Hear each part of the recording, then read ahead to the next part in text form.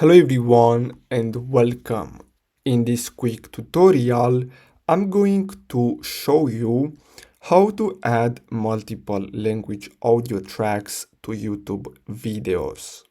So basically, what you're gonna have to do is simply go to YouTube Studio and then you just have to go to content. Now simply choose which video you want to add subtitles to and then click on details. Now after that, as you can see on the left side, you're gonna see that we have the subtitles option. So simply click on that.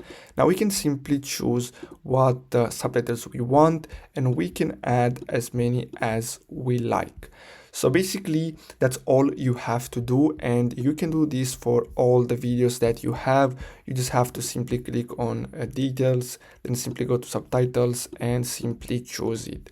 So basically that's all you have to do. I really hope you found this video helpful. Don't forget to like and subscribe. Thanks for watching, guys.